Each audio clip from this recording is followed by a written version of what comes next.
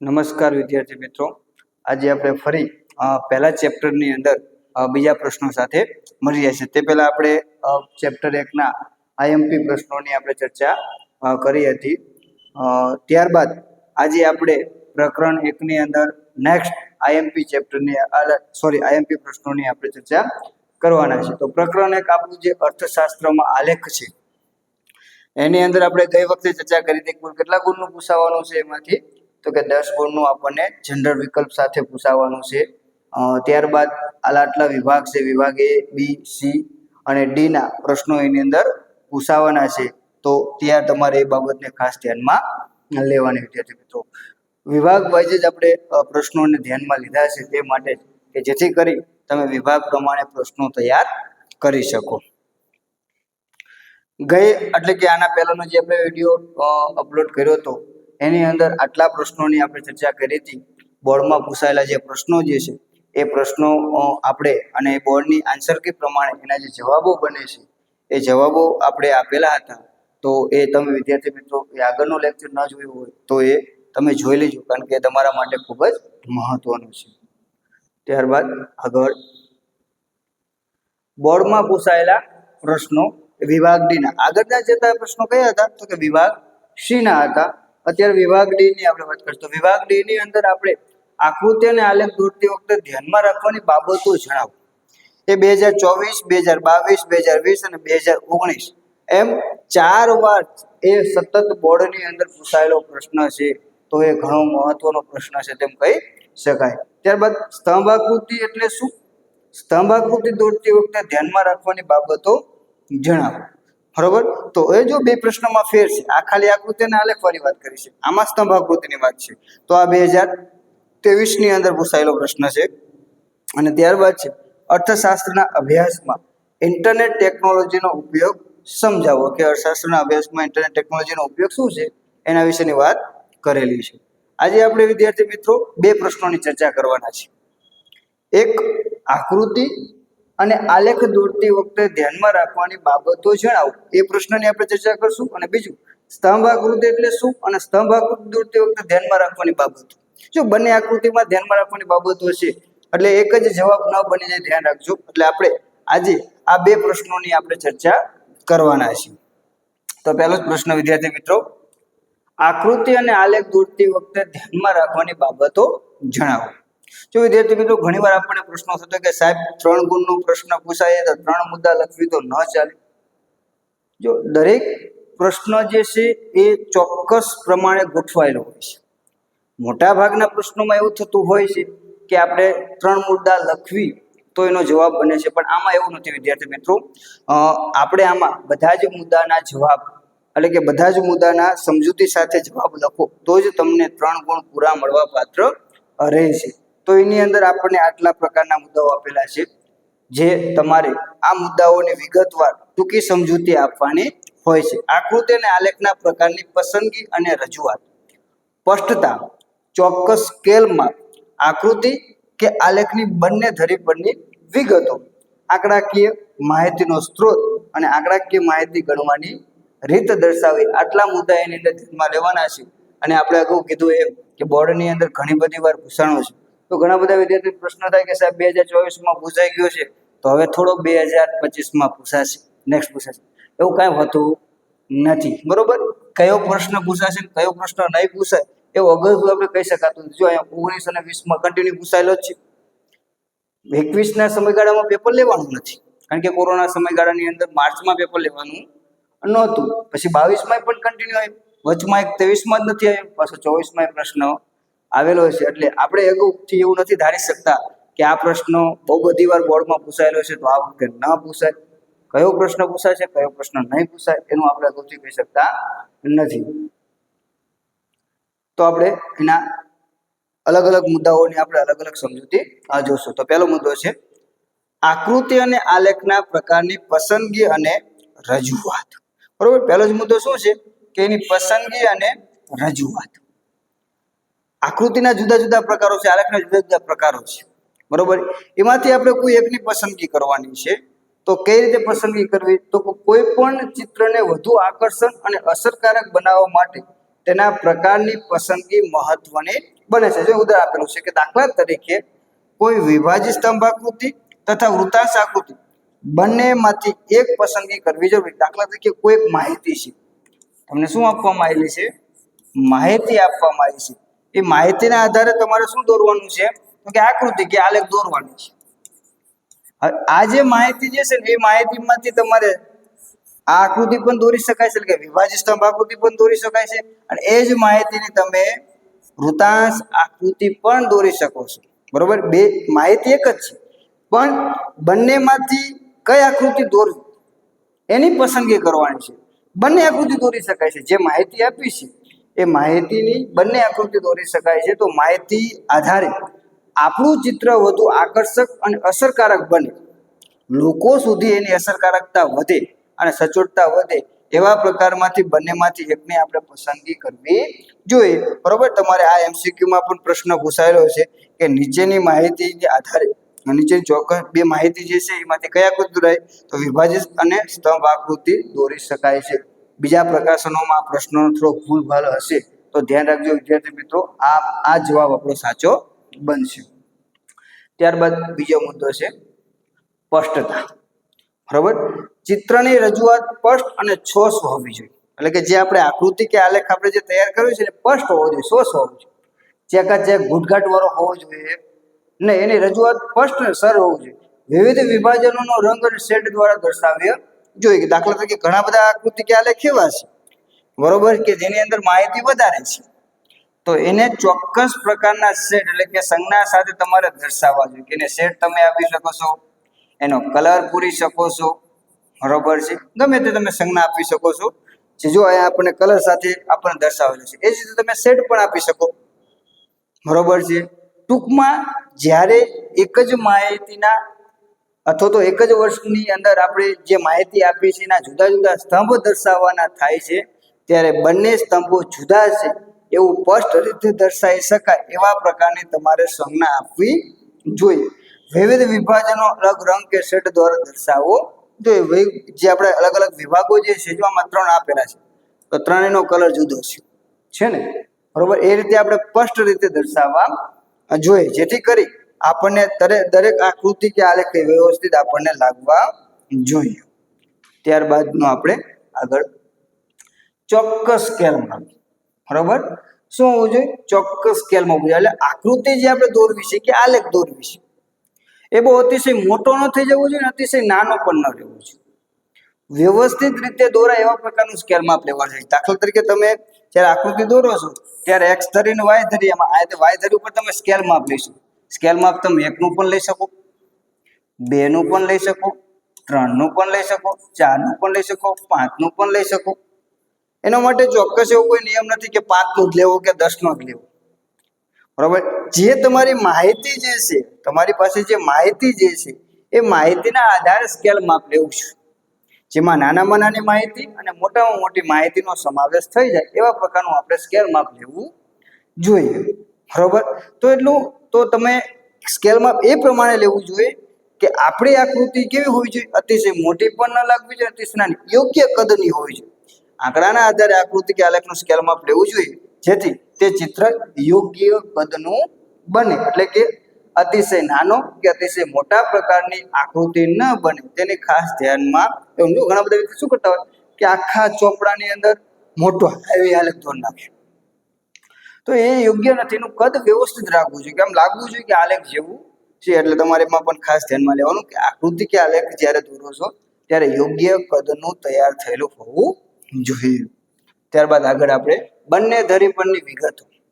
જો આપણે 2 પ્રકારની ધરી છે, કઈ કઈ ધરી આવે છે તો બધા વિદ્યાર્થી મિત્રો જાણવી જ છે. આપણે એક્સ ધરી આવે છે, નીચેની ધરી છે એક્સ ધરી છે, અને ઊભી ધરી છે કઈ ધરી છે? વાય ધરી છે. જો વિદ્યાર્થી મિત્રો તમે જ્યારે આકૃતિ કે આલેખ વાળો પ્રશ્ન પૂછાય છે ત્યારે ખાલી એક મોટો પ્રશ્ન યાદ નથી રાખો, નાના નાના પ્રશ્નો પણ એની અંદર સંકળાયેલા છે. આડી ધરીને કઈ ધરી કહેવાય એવો પ્રશ્ન પણ એમસીક્યુ ની અંદર આવી જાય છે. અથવા તો આડી ધરી પર શું શું દર્શાવવામાં આવે છે, બરોબર છે, એ પણ પ્રશ્ન આવે છે. અહીંયા સ્વતંત્ર ચલ આવે છે અને અહીંયા પરતંત્ર ચલ આવે છે. અહીંયા દેશ, વર્ષ, સમયગાળો, બરોબર, અહીંયા ટકાવારી વૃદ્ધિ દર, ત્યારબાદ વસ્તી વૃદ્ધિ દર, આ બધું અહીંયા આપણને વાય ધરી એટલે કે ચલ ને અચલ આ આધાર વર્ષ બરોબર, જેમાં ફેરફાર થઈ શકતો નથી. બરોબર, આ સ્વતંત્ર છે. બરોબર, અચલ છે, જે ફેરફાર થતો નથી. આ એની સાથે સંકળાયેલી બાબત છે, એટલે ધ્યાન રાખવાનું. તો એક્સ ધરી પર શું દર્શાવવું અને વાય ધરી પર શું દર્શાવવું એ સ્પષ્ટ દર્શાવેલું હોવું જોઈએ, જેથી કરી જે આકૃતિ કે આલેખ જોવે છે એને એની સમજૂતી મળશે. એટલે કે એક્સ ધરી અને વાય ધરી પરની જે પણ વિગતો દર્શાવવાની છે એ વિગતો આપણે કેવી દર્શાવવી જોઈએ, તો કે સ્પષ્ટ રીતે દર્શાવવી જોઈએ. તો વિદ્યાર્થી મિત્રો આ ધ્યાન રાખવાનું, જ્યારે પણ આકૃતિ કે આલેખ દોરવી છે ત્યારે એક્સ ધરી અને વાય ધરી સ્પષ્ટ દર્શાવી. અને તમે પરીક્ષાની અંદર ખાલી આટલું દર્શાવેલું છે ને એક્સ ધરી અને વાય ધરી, એક્સ ધરી અને વાય ધરી દર્શાવે છે તો પણ એનો 1 ગુણ મળશે. એક્સ ધરી પર ને વાય ધરી પર શું આવે, અને એક્સ ધરી વાય ધરી સાચી દોરેલી છે, કદાચ તમારી આકૃતિ ખોટી બને તો પણ તમને 1 ગુણ મળવા પાત્ર રહેશે. બોર્ડ એનો ગુણ આપેલો છે કે ભાઈ તમે ધરી સાચી દર્શાવો છો તો પણ ગુણ મળે છે. તો તમે પ્રયાસ કરો છો તો એ પ્રયાસનો પણ તમને 100% ફાયદો થતો હોય તેવું જોવા મળે છે. ત્યારબાદ છે આંકડાકીય માહિતીનો સ્ત્રોત. આકૃતિ કે આલેખ જે આંકડાકીય માહિતી માટે રજૂ કરાયેલો હોય તે માહિતી તથા તેનો સ્ત્રોત દર્શાવવાથી આકૃતિ કે આલેખની વિશ્વસનીયતા વધે છે અને ચિત્ર અધિકૃત બનતું હોય તેવું જોવા મળે છે. એટલે કે આપણે જે ચિત્ર એટલે કે આકૃતિ કે આલેખ તૈયાર કરેલો છે તો એ માહિતી તો આપણે ક્યાંકથી લીધી ને. જો માહિતી તમે ગમે ત્યાંથી લઈ લો છો તો એનો કોઈ મતલબ નથી.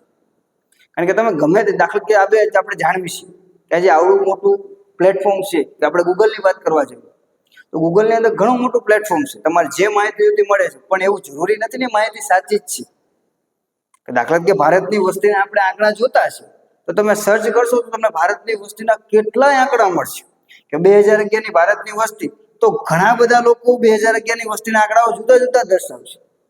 તો આપણે શું સાચું માનવું? એટલે હંમેશા જે માહિતી લેવામાં આવે એ માહિતી કેવી હોવી જોઈએ, તો કે વિશ્વસનીય પ્રાપ્તિ સ્થાનથી લેવી જોઈએ. વિશ્વસનીય પ્રાપ્તિ સ્થાન એટલે શું, કે જે આ સંસ્થા એટલે કે વિશ્વસનીય પ્રાપ્તિ સ્થાન કે જે મોટાભાગની સંસ્થાઓ એવી હોય છે કે જેને પ્રજાનો વિશ્વાસ મળે. પણ કઈ રીતે વિશ્વાસ મળ્યો હોય, એમને જે માહિતી રજૂ કરી છે નિષ્ણાતો દ્વારા એમને વાસ્તવિક રીતે એનું વિશ્લેષણ કરાવી, સંશોધન કરાવી અને સાચી અને સચોટ માહિતી મેળવવાનો એ આગ્રહી હોય છે.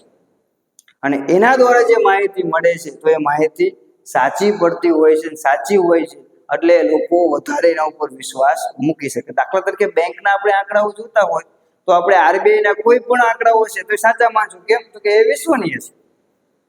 બરોબર. તો આ રીતે ઘણા બધા આંકડાઓ બજારની અંદર પ્રાપ્ત થતા હોય છે. એટલે માહિતીના સ્ત્રોતો ઘણા બધા છે, પણ તમે એવા સ્ત્રોતોનો ઉપયોગ કરવો જોઈએ કે જે વાસ્તવિક રીતે સાચા આંકડાઓ રજૂ કરશે. તમને સાચા આંકડાઓ મળશે તો તમે સાચું ચિત્ર તૈયાર કરશો. સાચું ચિત્ર તૈયાર કરશો તો તમારો જે ખ્યાલ છે કે ભાઈ ચિત્ર દ્વારા તમારે શું દર્શાવવાનું છે તો એ તમે દર્શાવી શકશો. આંકડા જ ખોટા તો ચિત્ર ખોટું, ચિત્ર ખોટું તો તમારે જે હેતુ છે એ પણ કેવો બનશે?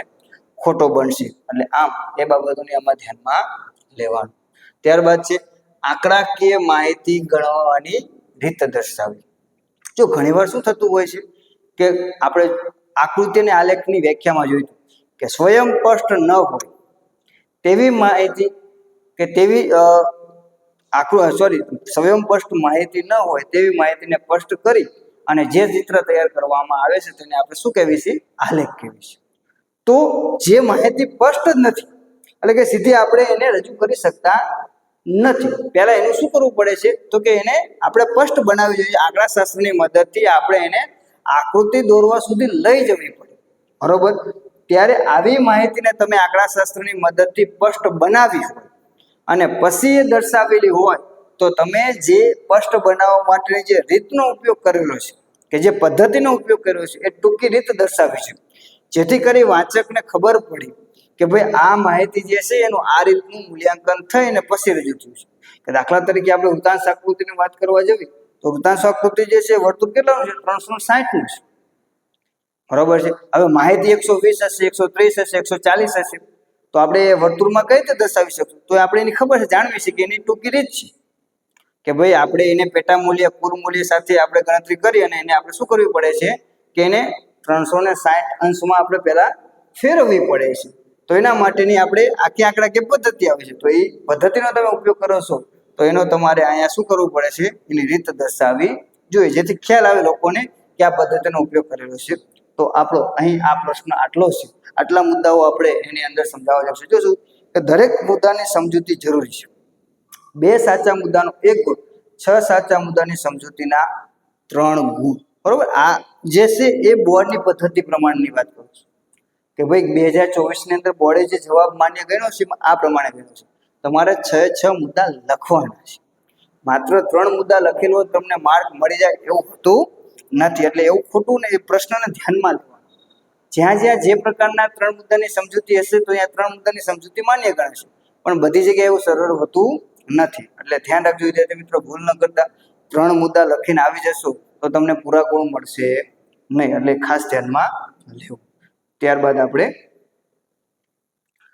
સ્તંભ આકૃતિ, નેક્સ્ટ પ્રશ્ન આપણો, સ્તંભ આકૃતિ એટલે શું અને સ્તંભ આકૃતિ દોરતી વખતે ધ્યાનમાં રાખવાની બાબતો જણાવો. બરોબર. સ્તંભ આકૃતિ એટલે શું અને એ દોરતી વખતે ધ્યાનમાં રાખવાની બાબત. બોલે શું હતી? જનરલ વાત હતી. આકૃતિ દોરતી વખતે ધ્યાનમાં રાખવાની બાબત આ વાત છે માત્ર સ્તંભ આકૃતિની. બરોબર. તો એ પ્રશ્નની આપણે ચર્ચા કરશું. તો પહેલું જ છે એનો અર્થ કે સ્તંભ આકૃતિ કોણ કે એક ગુણમાં પ્રશ્ન પણ પૂછાય કે સ્તંભ આકૃતિ એટલે શું. જ્યારે કોઈ એક ચલના મૂલ્યને વિવિધ વિભાગો વચ્ચે વહેંચવામાં આવ્યા હોય ત્યારે દરેક વિભાગ માટે સમાન આધાર પર એક સ્તંભ દોરવામાં આવે અને સ્તંભની ઊંચાઈ તે મૂલ્ય દર્શાવે તેવી આકૃતિ એ સ્તંભ આકૃતિ કહેવામાં આવે છે. શું કીધું છે કે ભાઈ આકૃતિ જે છે અહીંયા આપણે માત્ર શેની વાત કરવાની છે? સ્તંભ આકૃતિની. તો સ્તંભ આકૃતિ આપણે જુદા જુદા પ્રકારની આપેલી છે. બરોબર છે. આ જે સ્તંભો દ્વારા દર્શાવવામાં આવતી આકૃતિ જે છે ને સ્તંભ આકૃતિ છે. દરેક મૂલ્યને જુદા જુદા સ્તંભથી દર્શાવવામાં આવે છે. એ પાસપાસની સ્તંભ આકૃતિ, વિભાજિત સ્તંભ આકૃતિ જે છે એ બધી આવી. સ્તંભ આકૃતિ 3 પ્રકારની આપણે ભણવાની છે.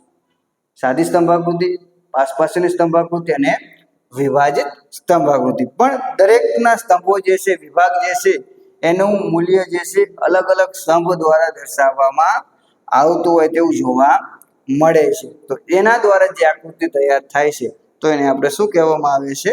સ્તંભ આકૃતિ તરીકે ઓળખવામાં આવે છે. તો હવે સ્તંભ આકૃતિ દોરતી વખતે ધ્યાનમાં રાખવાની બાબતો. જો ઓલામાં મુદ્દાઓ તો આમાં મુદ્દા નથી. આમાં જનરલ મગજની અંદર યાદ રાખવાનું છે ભાઈ આપણે સ્તંભ આકૃતિ દોરી તો શું ધ્યાનમાં લેવાનું છે. બરોબર છે. દરેક સ્તંભની પહોળાઈ સરખી હોય છે કારણ કે સ્તંભની પહોળાઈ કોઈ મૂલ્ય દર્શાવાતું નથી. જો ખાસ યાદ રાખજો, આ જે છે સ્તંભની પહોળાઈ છે. બરોબર છે. પણ આ જે સ્તંભની જાડાઈ કે જે પહોળાઈ કહો છો એ જે છે એનું કોઈ મૂલ્ય નથી. બરોબર છે. એનું કોઈ મૂલ્ય હોતું નથી. બરોબર. એ દર્શાવવામાં આવતું નથી. બરોબર. એટલે પહોળાઈ કે મૂલ્ય દર્શાવાતું નથી. દરેક સ્તંભની લંબાઈ કે ઊંચાઈ સ્તંભ માટેના ચલના મૂલ્યને અનુરૂપ હોય છે. આ ઊંચાઈ જે છે એ આપણે ગમે તેટલી રાખી શકતા નથી. એ તો એનું જેનું માપ છે, મૂલ્ય છે એ પ્રમાણે થશે. બરોબર. વસ્તી 20% છે કે ભાઈ ગરીબી 20% છે, 40% છે, એના મૂલ્યના આધાર છે. જાડાઈ જે છે એટલે કે પહોળાઈ જે છે એનું કોઈ મૂલ્ય નથી.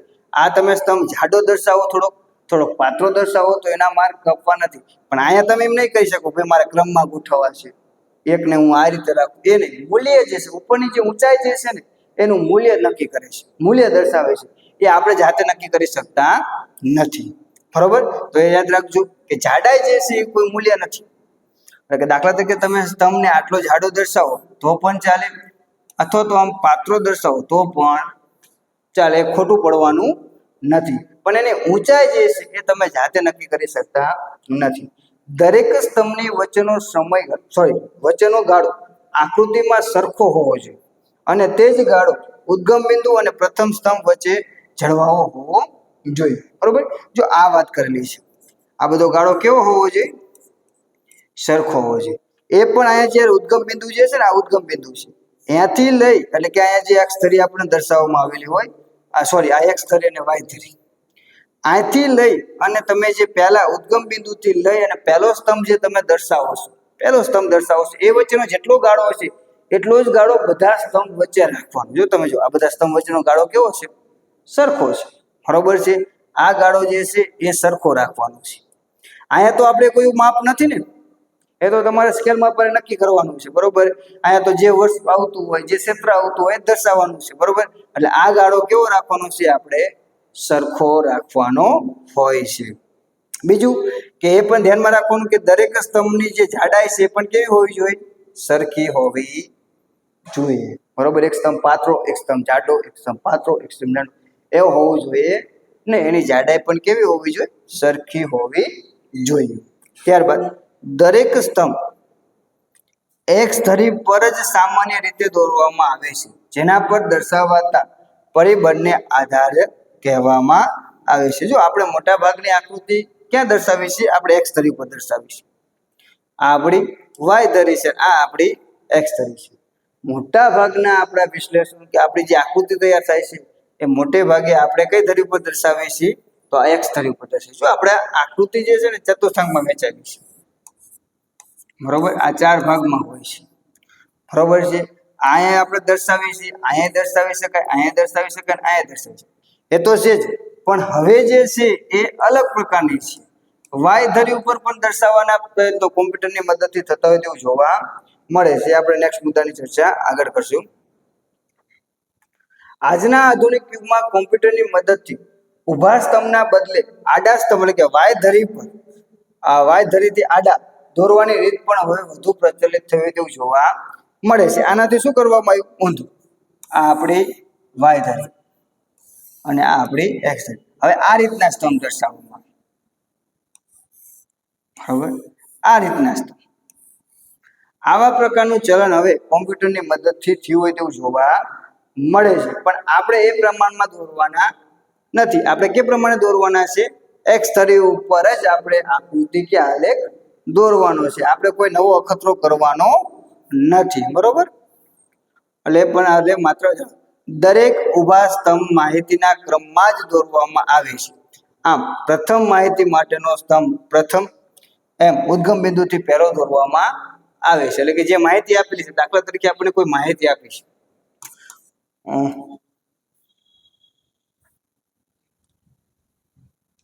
આપણે વાત કરશું 1951 માહિતી 60%, 1952 70, 1953 81, આવું આપણને માહિતી આપેલી છે.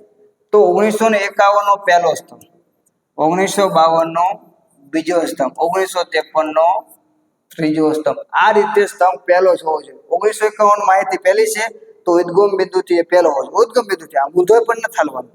જ્યાં આપણે ઉદ્ગમ બિંદુ શૂન્ય કરીને દર્શાવીએ છીએ ને, બરોબર, તો ત્યાં એનો સ્તંભ પહેલો હોવો જોઈએ.